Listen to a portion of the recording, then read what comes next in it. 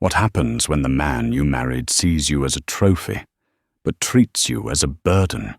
For Elara Vance, her marriage to the ambitious Julian Thorne was a quiet compromise. She lived simply, hiding a secret legacy to honor her father's wishes, while Julian climbed the social ladder, craving the validation of Miami's elite. But at the most exclusive yacht party of the season, Julian's ambition and cruelty collide. In a desperate attempt to impress his powerful friends, he publicly mocks his wife, calling her poor and simple. He has no idea that the woman he just humiliated doesn't just belong at the party. She could buy it, the yacht, and everyone on it. His single, cruel sentence is about to cost him everything. The thick, cream-colored cardstock felt heavy in Julian Thorne's hand. It wasn't just an invitation, it was a key. Embossed in gold leaf, the insignia of Donovan Reed, the tech mogul who had practically reinvented logistics, shimmered under the halogen lights of their sterile, high-rise apartment. An evening aboard the Olympian. This was it. This was the night that would cement his new status. Julian practiced his smile in the reflection of the glass balcony door. The Miami skyline glittered back at him, 1,000 rivals, 1,000 opportunities. He adjusted his silk tie, a deep sapphire blue that he'd been told brought out the predator in his eyes. He was a man on the rise, a partner at a boutique private equity firm, and he looked the part. All he needed was to land the Sterling account, and this party was the hunting ground. He turned his gaze inward to the living room, where his wife, Elara, was reading a book. She was, as always, an enigma of simplicity. She wore a simple linen dress, her dark hair was tied back, and she was lost in some history of maritime navigation. It was this simplicity that had first drawn him to her. He'd met her at a museum benefit. He, a rising star, and she, he'd assumed, a quiet, impressed volunteer. She was beautiful, but more importantly, she was uncomplicated. She required no maintenance, had no ambitious family, and seemed perfectly content to orbit his world. She was the perfect, unassuming accessory for a man like him. Lately, however, that simplicity had begun to grate on him. It felt less like humility, and more like a lack of drive. It felt poor. "Elara, are you even getting ready?" he snapped, the invitation tapping against his thigh. Elara looked up, her expression placid. "Of course, Julian. The boat doesn't even launch for 2 hours. I was just finishing this chapter." "It's not a boat, Elara, for God's sake. It's a 200-foot mega yacht. It's the Olympian. Do you have any idea who will be there? Victoria Sterling will be there." He said the name with a reverence that bordered on absurd. "That's nice," Elara said, placing a simple leather bookmark between the pages. "I'm sure she'll be lovely." Julian scoffed, walking over to their bedroom closet. He pulled open his side, a meticulous row of dark suits and designer shirts. He then glanced at her side. It was functional. Simple sheath dresses, practical blouses. He felt a flash of genuine anger. "You're not wearing that, are you?" He gestured to the book in her lap. "I was planning on wearing the navy blue dress, the one you said you liked. The one from a department store, to Donovan Reed's party?" "Absolutely not." He pulled out a black, sequined number he'd bought her last Christmas, a frantic purchase after he'd forgotten their anniversary. "Wear this. And the diamonds I got you. Try to look like you belong." Elara's gaze hardened, just for a second. It was a subtle shift, like a deep-sea current changing direction, unseen on the surface. "The navy dress is fine, Julian. It's elegant." "It's safe, Elara. It's dull. Tonight is not about being safe. It's about being seen." He threw the sequined dress onto the bed. "I'm closing the Sterling deal tonight. Their entire shipping fleet needs restructuring. and I'm the man to do it. Victoria, her father, they need to see that I'm one of them, that we are one of them. I can't have my wife looking like she won a competition to be there." The cruelty in his voice was casual, honed by months of similar, smaller paper cuts. He was no longer the charming, attentive man who had wooed her with promises of a shared life. He was a man consumed by reflections, by the appearance of success rather than the substance of it. Ilara stood up slowly. She was taller than he often remembered, and her posture, usually relaxed, straightened to something rigid.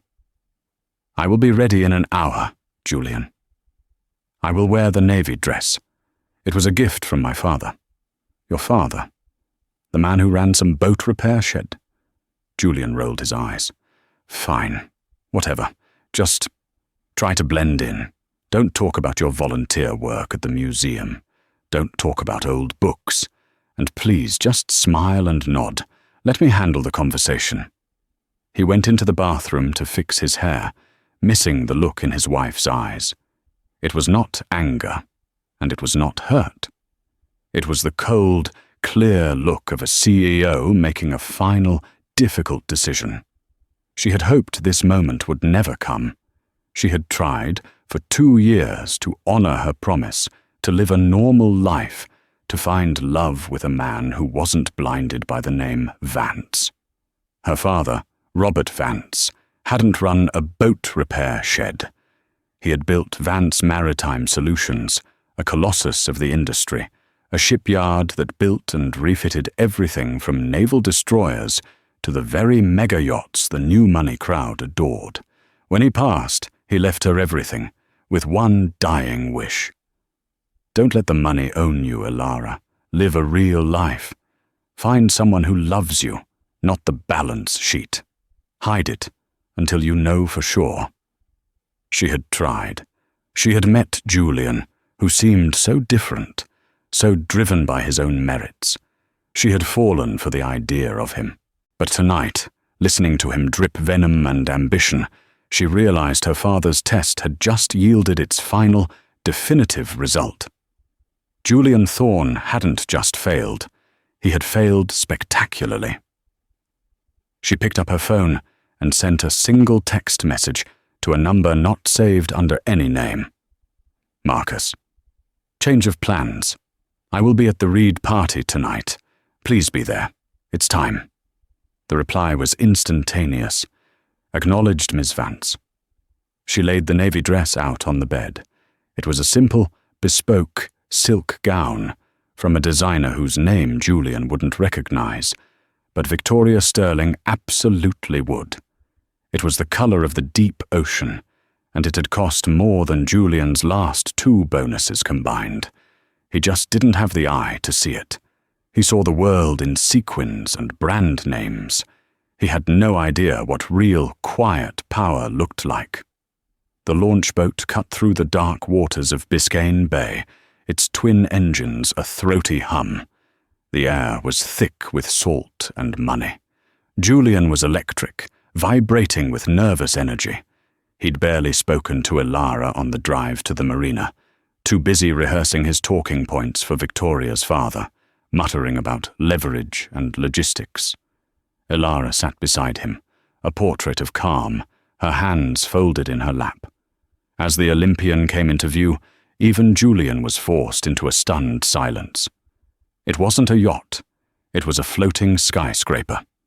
Lights cascaded down its white hull, illuminating 3 separate decks, a helicopter pad, and a glass-walled swimming pool on the stern. Staff in crisp white uniforms stood ready at the boarding platform. "My God," Julian breathed, his eyes wide. This is real power." "No, it's not," Ilara thought, her gaze analytical. "It's just a boat, a very large, very complex boat. I know the man who designed the stabilization system. He owes me a favor." They stepped aboard onto a teak deck polished to a mirror shine. A string quartet played softly near a cascading champagne fountain. Waiters moved through the crowd with trays of oysters and caviar. And the crowd, It was a glittering sea of Miami's most powerful. Tech billionaires, real estate tycoons, and old money matriarchs all mingled, their laughter light and sharp. Julian immediately transformed. His shoulders squared, his rehearsed smile clicked into place. He grabbed 2 glasses of champagne, handed one to Elara without looking at her, and scanned the crowd. "There, that's Victoria," he hissed, nodding toward the aft deck. Victoria Sterling was the absolute center of her own universe. She was stunning in a fire-engine red dress that left little to the imagination, her blonde hair swept up in a complex, dazzling style. She was surrounded by a coterie of admirers, laughing loudly at something one of them had said. She was, Elara noted, the exact opposite of herself. She was loud, where Elara was quiet. She was obvious, where Elara was subtle. "Julian, darling," Victoria shrieked, spotting him. She air-kissed him, her eyes flicking over to Elara and dismissing her in the same microsecond. "You made it. And you brought—" "My wife, Elara," Julian said, his voice a fraction too hearty. "Elara, this is Victoria Sterling, of Sterling Shipping." "A pleasure to meet you," Elara said, offering a polite smile. Victoria's eyes did a slow, insulting inventory of Elara, from her simple hair to her unadorned neck, and finally to the deep blue dress. There was a flash of recognition in Victoria's eyes. She, unlike Julian, recognized the designer, and it was followed by a flash of confusion. Why would this mousy woman be in a gown like that? She must have borrowed it. "Charmed," Victoria said, the word dripping with insincerity. "Julian, Daddy is over by the bar. He's dying to talk about your proposal. He finds it adorable." She linked her arm through Julian's. "Let's go, shall we? We can leave your +1 here to explore." She looks like she enjoys a good buffet. The insult was so overt, so brazen, that even Julian flinched. But the pull of the Sterling deal was stronger than any loyalty to his wife. Yes, of course. He gave Elara a panicked, apologetic glance. "You'll be okay, right, Elara? Just mingle." He let Victoria pull him away, his back rigid. Elara watched him go, feeling not a shred of jealousy, only a profound, cold pity. He was a fish swimming desperately toward a lure, blind to the hook. She turned away from the crowd and walked toward the railing, looking out not at the party, but at the dark, industrial sprawl of the port of Miami. The lights of the gantry cranes moved like giant, patient spiders. And there, in the center of it all, was the massive, floodlit complex of Vance Maritime Solutions, her shipyard. From here, she could see the dry dock where a U.S. Navy destroyer was currently undergoing a billion-dollar refit. She could see the glowing torch of a night shift welder, a tiny spark of real work in a world of glittering illusion. It's an impressive view, isn't it? A man had come to stand beside her. He was older, in a perfectly tailored but unremarkable grey suit. He had a kind, tired face and watchful eyes. "Marcus," Elara said, her voice low. "Thank you for coming." Marcus Cole, COO of Vance Maritime, nodded. "I wouldn't miss it, Ms. Vance. Donovan Reed," he gestured to the party's host, "has been trying to get me to one of these for a year. He's a good client." "He is," Elara agreed. "His new logistics fleet. We're building all 12 hulls." "He doesn't know, does he?" Marcus asked, looking at her. "That the Elara Vance who signs the checks is the Elara Thorne standing here? No. He just knows my father's COO. As per my father's wishes, the Vance family stays out of the spotlight. You're the face, Marcus. You always have been." "I wish I was happy to honor," Marcus said, his voice softening. "But Robert, he never would have wanted you to be unhappy." He never would have tolerated a man like that. He nodded discreetly toward Julian, who was now laughing obsequiously at something Victoria's father, a gruff man named Henry, was saying. "I know," Elara said, her voice tight.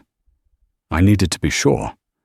I needed to know if he loved me, or the life I could have given him. It turns out he doesn't love me, and he's just angry I'm not giving him that life." "So the storm protocol?" Marcus asked quietly. "Yes. Is everything in place?" "As of 4 p.m. today," Marcus confirmed, checking his watch.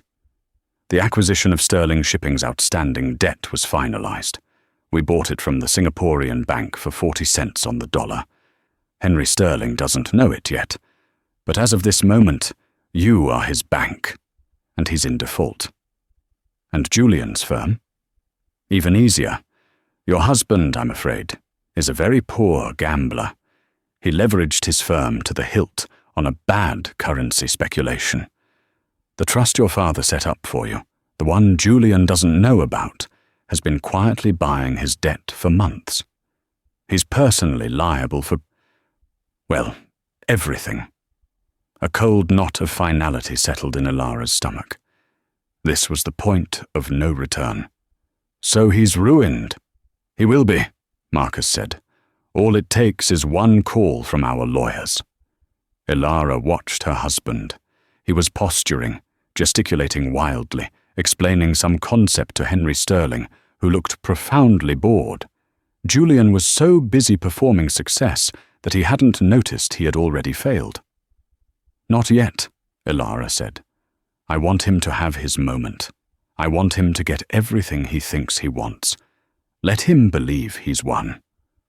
"That's a cruel game, Elara," Marcus observed, though not unkindly. "He's a cruel man," Elara replied, turning back to the lights of her shipyard. "He just doesn't know it yet. He thinks it's ambition. Let him have his night. I'll have the rest of my life." An hour later, Julian was floating.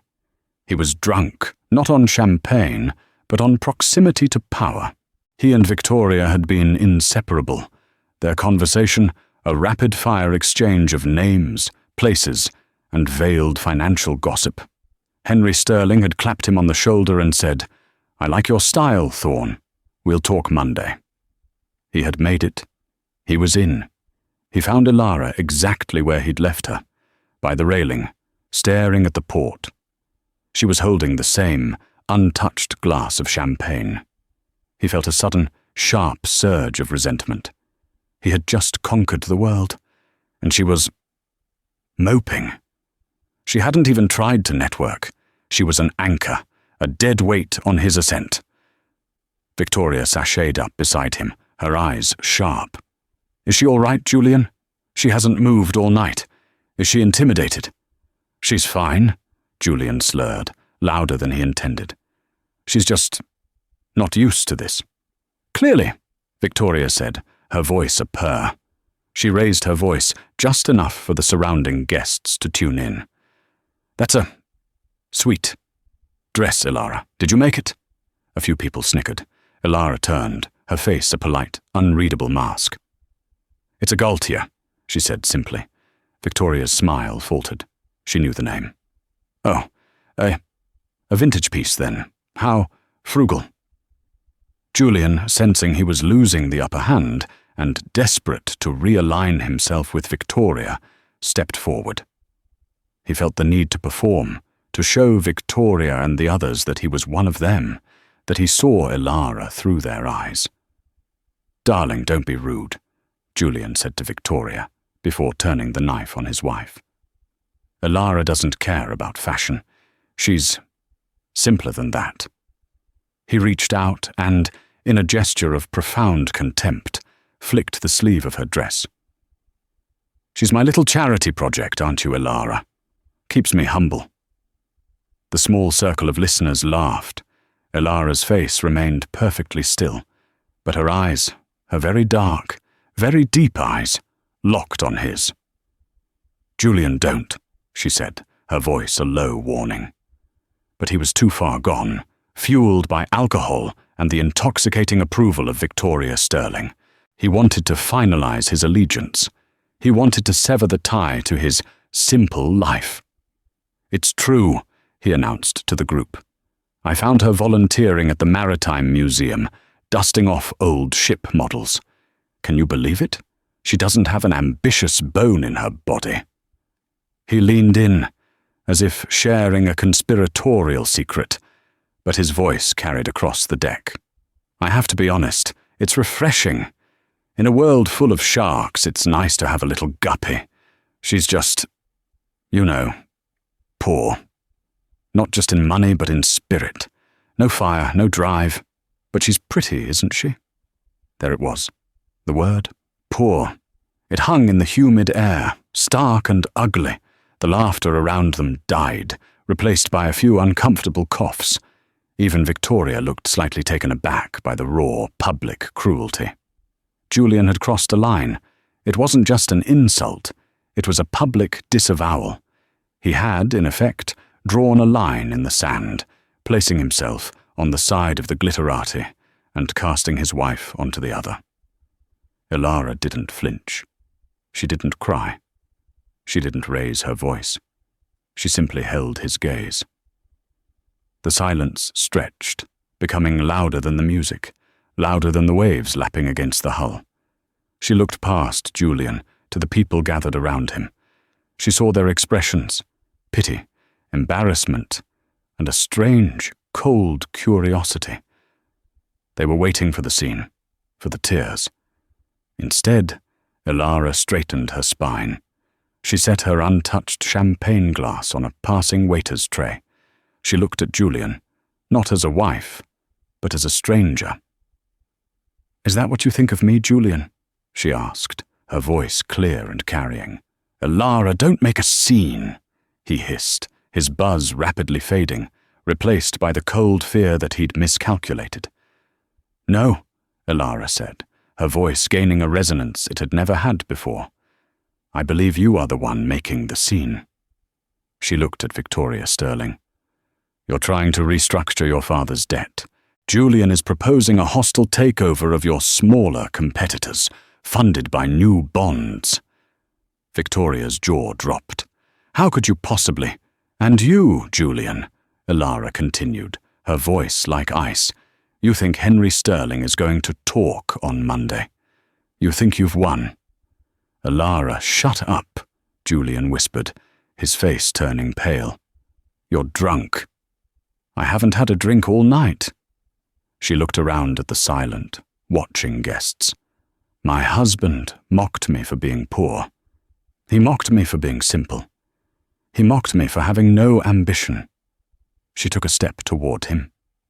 He instinctively took a step back. "You're right about one thing, Julian," she said. "I am simple. I believe in loyalty. I believe in promises.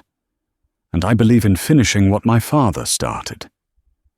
She turned her back on him and walked toward the main salon, where Donovan Reed, the host, was standing near the microphone, looking deeply uncomfortable.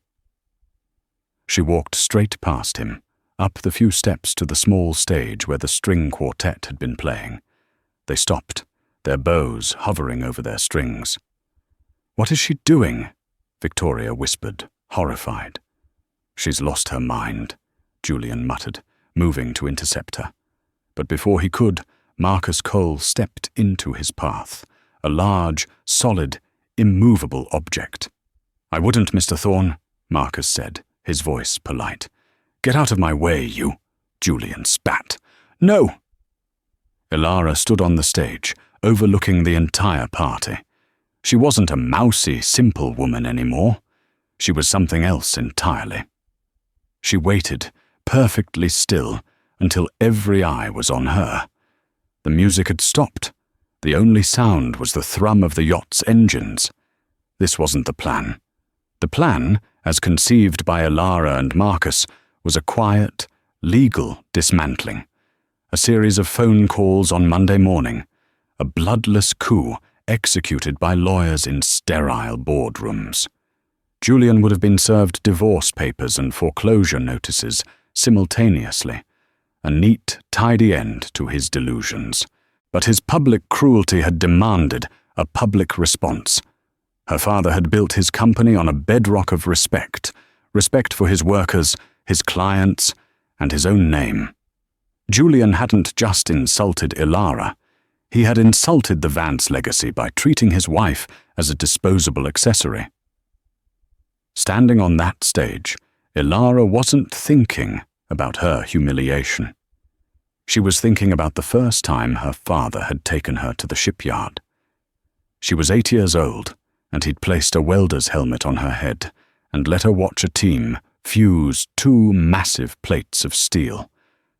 "This is what we do, Ilara," his voice had echoed in the helmet. "We take strong things, and we put them together to build something even stronger. Something that can withstand any storm. You remember that." She had spent her life withstanding storms. This was just another. She scanned the crowd. She saw Julian, his face a mottled mask of rage and confusion, being blocked by Marcus. She saw Victoria Sterling, her smugness replaced by a dawning, frantic calculation. She saw the host, Donovan Reed, staring at her, his billionaire's brain finally putting 2 and 2 together. He had seen Marcus Cole's name on Shipyard contracts, and now he was seeing Marcus act as a bodyguard for Julian Thorne's simple wife. Ilara took a deep breath. She didn't need the microphone. Her voice, trained by years of addressing shareholders and union leaders in cavernous halls, all under the radar, all as her father's proxy, was clear and strong. "Good evening, everyone. My apologies for interrupting." A nervous ripple went through the crowd. This was better than they could have hoped. "My name is Ilara Vance. For the past 2 years, many of you have known me as Ilara Thorne, Julian Thorne's wife." She paused, letting the name Vance settle in the air. To most, it meant nothing. To the real players, to Donovan Reed, to Henry Sterling, to the shipping bankers in the corner, it was a tectonic plate shifting. Vance, as in Vance Maritime Solutions. "My husband," she continued, her voice devoid of emotion, "just made a speech. He informed you all that I am poor, simple, and without ambition. He called me his charity project." She locked eyes with Julian. "I am here to correct the record." Julian's blood ran cold. This wasn't Ilara. This was someone he had never seen before. "Ilara, stop this. You're embarrassing yourself," he shouted. "No, Julian, I'm embarrassing you." She turned her attention to the host. "Donovan, thank you for inviting us tonight. The Olympian is a magnificent vessel. My engineers were particularly proud of the new stabilization system we installed during her refit at our facility last quarter. I hope she's running smoothly." Donovan Reed's face went white. The refit had cost $80 million. He had negotiated it personally with Marcus Cole, who had repeatedly mentioned the owner was a stickler for details. He looked from Ilara to Marcus and back again. "Ilara, Vance," he said, the name clicking into place. "My God." A collective gasp went through the crowd. Ilara then turned her gaze to Victoria Sterling. "Victoria, you were concerned about my dress. You called it frugal. It is. I prefer to be frugal with my personal luxuries so that I can be generous in my business dealings." "What are you talking about?" Victoria snapped, her bravado crumbling. "I'm talking about your father's company, Sterling Shipping," Ilara said. "A fine, old-line company. Unfortunately, it's leveraged to the point of bankruptcy. As of 4 p.m. today, Vance Maritime Solutions acquired the entirety of your $400 million debt portfolio from your creditors, which means, as of this moment, I own your father's company. You, your father, and your entire family. Victoria, you work for me." Victoria swayed, grabbing a railing for support. Her father, Henry, pushed through the crowd, his face purple. "That's impossible. Our deal was with a Singaporean bank, who were very happy to sell a non-performing asset," Marcus Cole called out from the floor. "The paperwork is at your office, Henry. You are in breach of covenant. We'll be calling a board meeting Monday to discuss the new management structure." The silence was absolute. The partygoers were frozen, watching the most brutal, efficient corporate execution they had ever witnessed. Finally, Elara turned her full, undivided attention to her husband. Julian was shaking. This was a nightmare. It was a prank. It was impossible. The mousy woman he'd married, the one he'd left at home so many nights, the one he'd just publicly destroyed, owned the Sterlings. "Julian," Elara said, and now her voice was soft, but it cut deeper than any shout. "You came here tonight to land the Sterling account. You wanted to be a player. You wanted to impress them with your ambition." She took a step closer to the edge of the stage. "The problem, Julian, is that you have no ambition. You only have an appetite. You don't want to build anything. You just want to have things. You wanted to have me. You wanted to have the respect of these people." "Elara, please, what is this?" he begged, his voice cracking. "What are you doing?" "I'm answering your question," she said. "You mocked me for being poor. Julian, I am the sole owner and CEO of Vance Maritime Solutions. My father, Robert Vance, left it to me. The boat repair shed you so dismissively refer to is the single largest private employer in the state of Florida. This yacht we are standing on, it's my client's. The port you're looking at, it's my domain. The entire Sterling shipping fleet you were so desperate to advise, it's my new and most problematic asset." She paused, letting the weight of her words crush him. "You called me poor. Julian, you are the poor one, and not just in spirit." This was the part she dreaded, and the part she knew was most necessary. The humiliation of her husband was a private matter that he had made sickeningly public, but his financial ruin was a public fact, one he had simply been hiding. You're lying," Julian stammered, his eyes darting around for an ally. He found none. The faces of the guests were cold, fascinated. They were sharks, just as he'd said, and they smelled blood. His blood. You're a volunteer. I pay for our apartment. I pay for your life. Do you, Julian?" Elara asked, her voice laced with a sadness that was almost genuine. "Do you really?" She looked to Marcus, who gave a single, curt nod. "Let's talk about your firm, Thorn Capital," Elara said, her voice rising to project across the deck once more. "A boutique firm. So boutique, in fact, that it has been functionally insolvent for 8 months. Julian's breath hitched. That's a lie." "Is it?" Elara challenged. "Or is it true that you lost 70% of your client's capital on a disastrous yen trade in March? Is it true that you've been covering the losses by moving money between accounts, a move that the SEC would call, let's see, wire fraud? How? As I said, I'm a frugal person. I like to know where my money is going, especially when it's my money you've been losing." She let that statement hang in the air.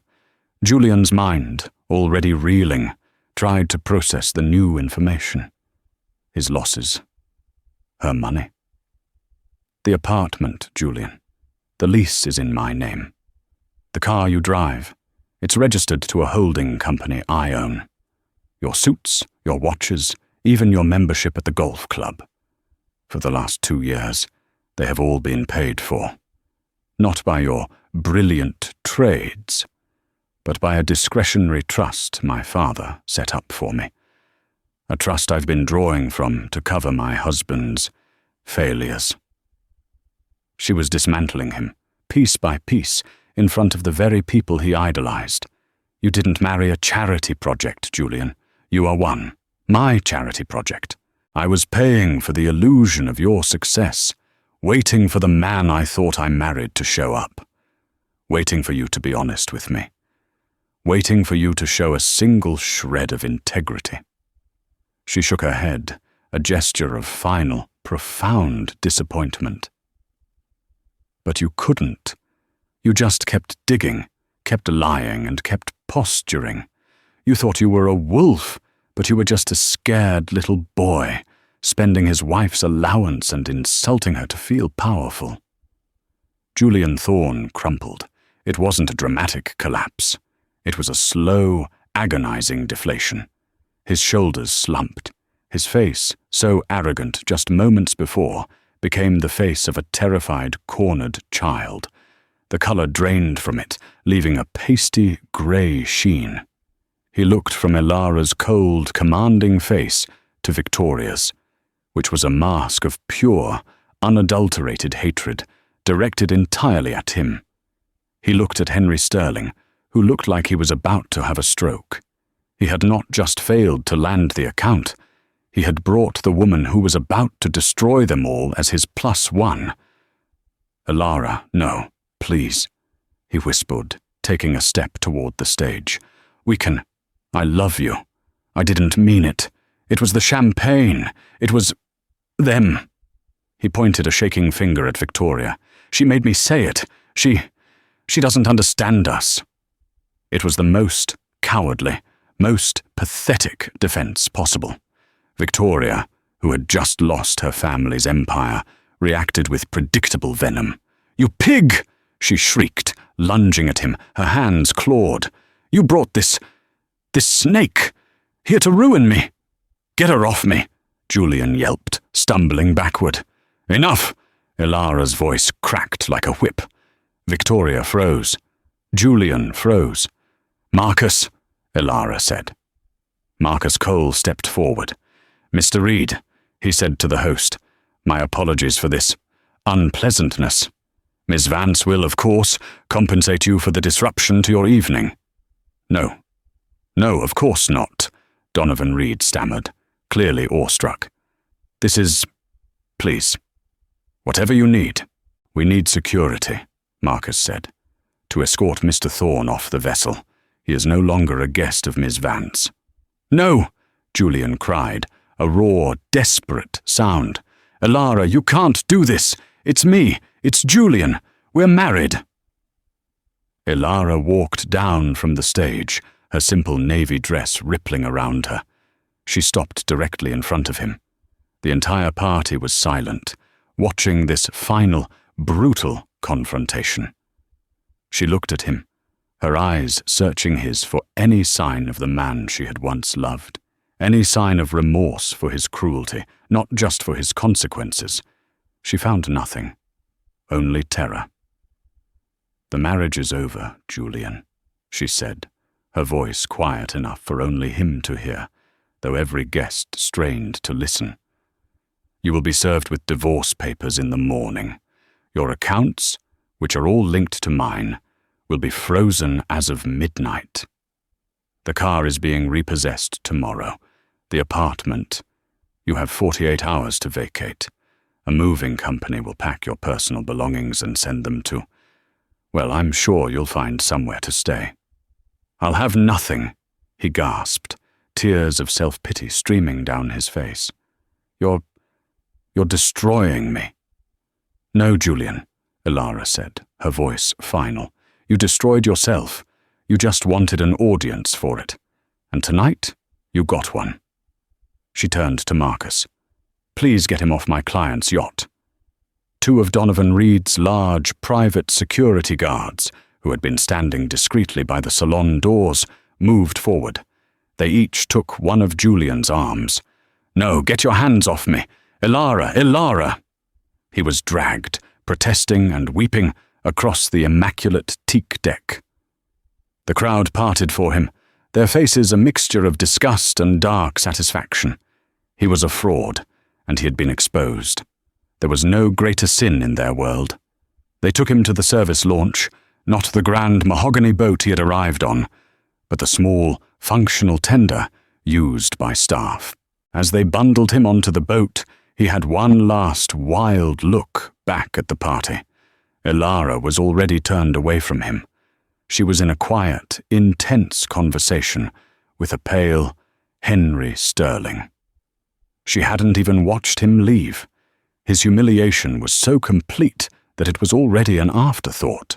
The launch's engine sputtered to life, and Julian Thorne was ferried away into the darkness, leaving the glittering, gilded cage and his wife behind. The party, for all intents and purposes, was over. The string quartet did not resume playing. The shocked whispers of the guests were the only soundtrack.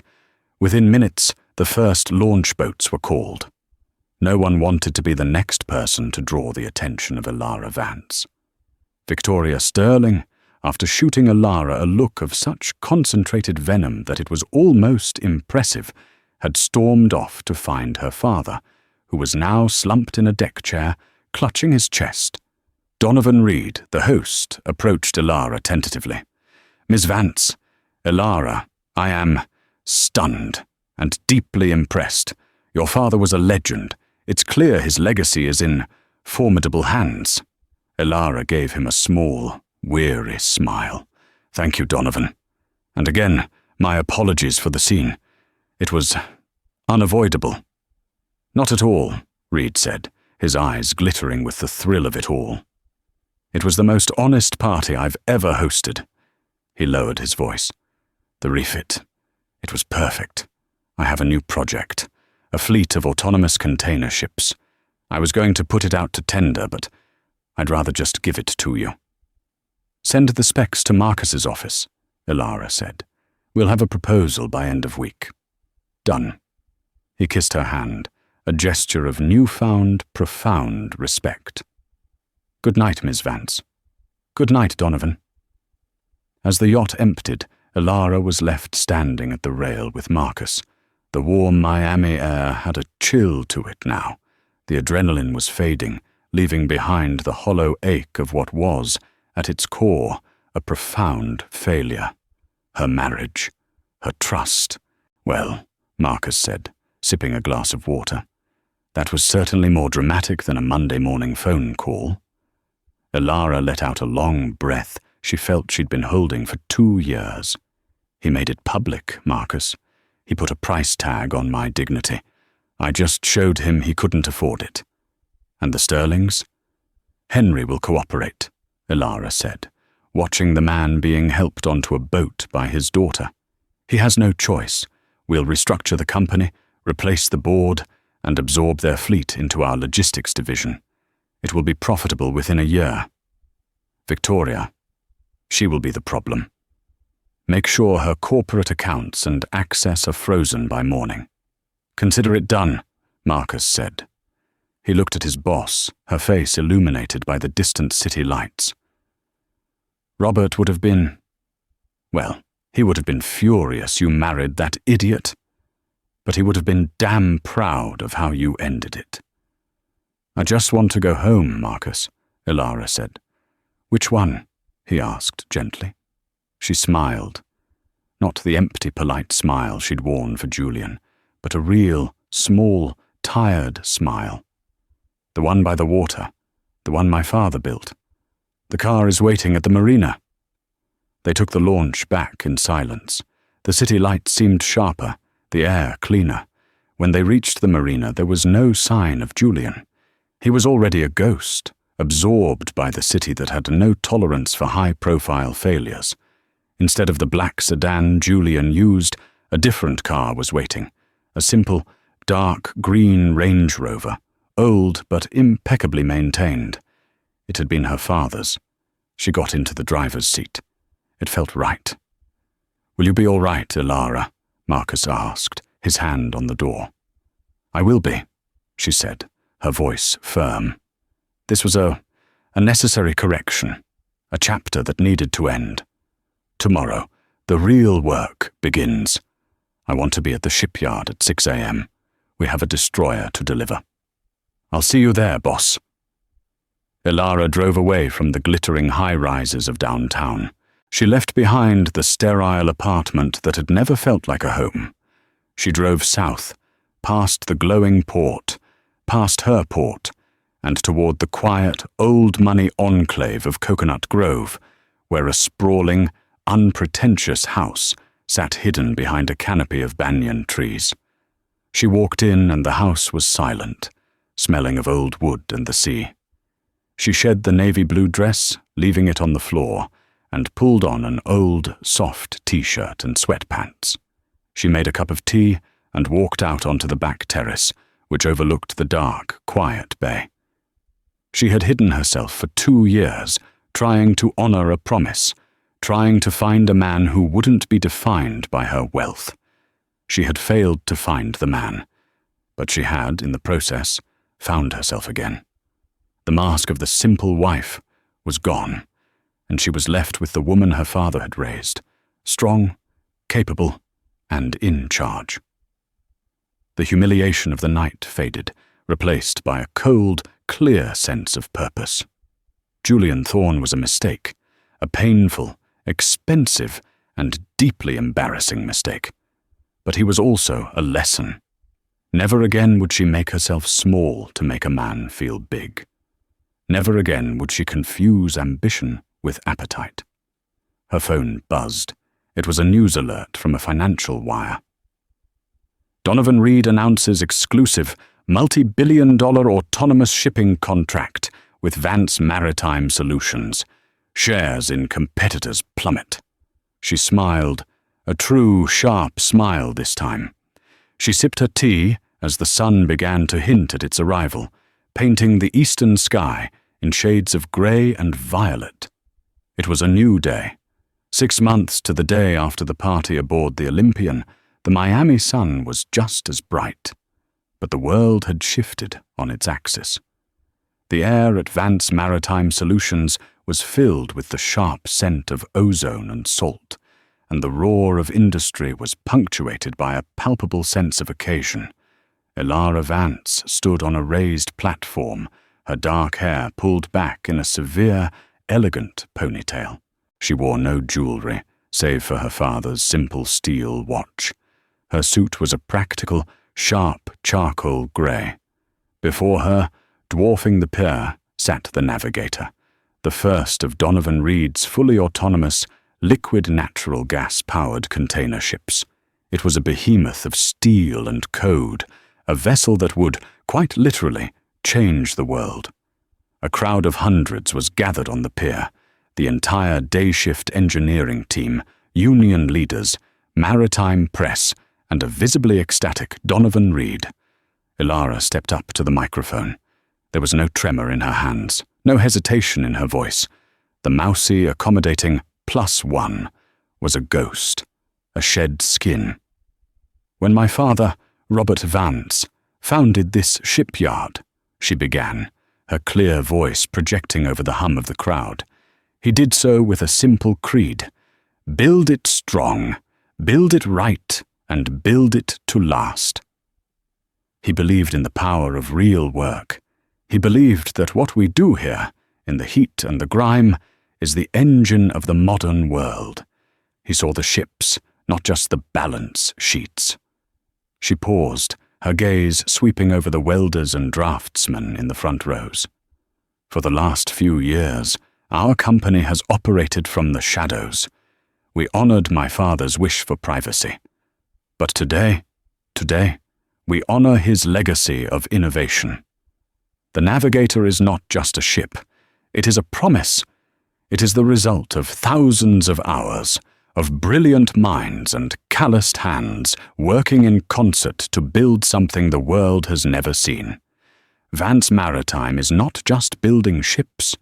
We are building the future." The applause was thunderous, genuine. Donovan Reed, taking the podium next, was even more effusive.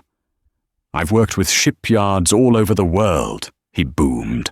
No one has the integrity, the vision, and the sheer competence of Ilara Vance and her team.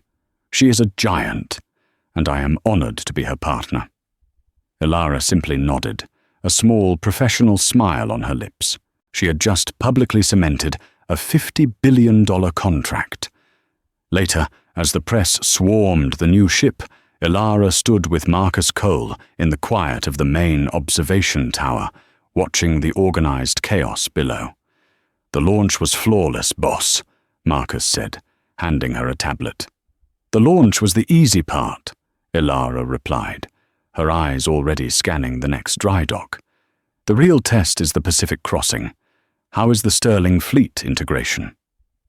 95% complete, Marcus said, tapping the screen. "We've refitted the last of Henry's rust buckets. The entire fleet is now profitable. As for Henry, he accepted our retirement package. He's living in a very quiet, very modest condo in Boca." "And Victoria?" Ilara asked, her voice neutral. Marcus permitted himself a small, dry smile. She did not take it well. She tried to sue. She sued you for emotional distress, her father for mismanagement, and Mr. Reed for conspiracy. The courts threw out all 3 cases. Her legal bills, which she couldn't pay, forced her to sell her penthouse. Last I heard, she was living with an aunt in Palm Beach and trying to launch a lifestyle brand on Instagram. It has 17 followers. Ilara processed this, her face unreadable. There was no triumph, only a quiet finality, a predictable outcome. And the other one? She never used Julian's name. He was simply the other one. "The divorce was finalized last week," Marcus reported, his tone all business. He and his legal team were loud. They demanded half of everything. They postured. They threatened. And I presented them with the consolidated file. Not just the evidence of his wire fraud and embezzlement of your trust fund, but the affidavits from 2 of his former partners attesting to the fact that he'd been running a Ponzi scheme for 3 years. His entire firm was a house of cards. Ilara's blood ran cold just for a second. It was worse than she'd even known.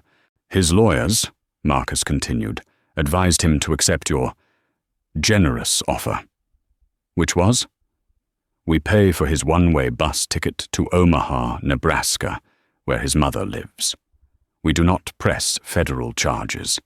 He signs away any and all claims to your name, your assets, and your company forever. He is legally barred from coming within 500 miles of Miami. He signed. It wasn't a question. He signed, Marcus confirmed. He is, as of this morning, working in a call center for a subprime auto lender. He's gone, Ilara. A ghost. Ilara turned from the window and looked at the man who had been her father's right hand, and was now hers. Thank you, Marcus. For everything. Just protecting the company, boss, he said, though his eyes were kind. That evening, Ilara didn't go back to the sprawling house in Coconut Grove. Instead, she drove her father's old Range Rover to the Miami Maritime Museum. It was closed to the public, but the director, an old family friend, let her in. She walked through the silent halls, past the old maps and sextants, until she stood in front of a brand-new, gleaming glass wing. A simple plaque was on the wall, the Robert Vance Pavilion for Maritime Studies. Inside, it wasn't a stuffy collection of relics. It was a vibrant, high-tech STEM lab. Interactive screens showed the physics of displacement. A wave tank simulated hull integrity. It was designed for the city's underprivileged students, a place to learn a real, tangible trade, a place to learn how to build. She stood there for a long time, her hand on the cool glass. This was his legacy, not the money, not the power. This, the act of creation. She found the exhibit she'd been looking for in the old wing. It was a dusty, forgotten model of a 19th century clipper ship. She had, in fact, been dusting it the day Julian Thorne had walked in, all predatory charm and expensive cologne. She remembered the conversation. He'd said, "You must be so bored. All these old dusty things." She'd replied, "I'm not. I think they're beautiful. They changed the world." He'd laughed, a smooth, condescending sound. "Well, I'm here to change the world in a different way. And you're too beautiful to be dusting someone else's memories." He had never, she realized, seen her at all. He had seen a beautiful, simple, uncomplicated backdrop for his own ambition. He had seen a prop. He hadn't seen the woman who could, on that very day, have bought and sold his entire firm with a single phone call. He hadn't seen the woman who understood the complex engineering of the very ship she was dusting. She felt a sudden, profound pity for him. Not for the call center employee in Omaha, but for the man on that yacht. He had been so blind, so desperate for the appearance of power, that he had never once stopped to feel the substance of it. She left the museum and drove to the shipyard. The night shift was in full swing, the yard ablaze with floodlights, a man-made constellation. She took the industrial elevator to the very top of the main gantry crane, 500 feet in the air. The wind up here was fierce, whipping her hair from its ponytail. But she stood unbothered, her hands on the steel rail. The view was breathtaking. To the east, the glittering artificial skyline of Miami. To the west, the dark, sprawling, sleeping city. And below her, the yard. Her yard, a symphony of fire and steel. "He never came up here, did he?" Marcus had come up behind her, holding 2 hard hats. She took hers and put it on. "Once," she said, her voice almost lost in the wind. "He said the view was industrial. He wanted to know why I wasn't looking at the skyline." Marcus nodded, looking out at the city. "The skyline is where the money is kept. This," he swept his hand over the yard, "is where it's made." "He saw the grime, not the ships," Ilara said, her eyes fixed on a welder's torch, a brilliant blue star in the dark. "He saw the work, but he never understood the worth." She took a deep breath, the air tasting of metal and the sea. The humiliation of that night was gone.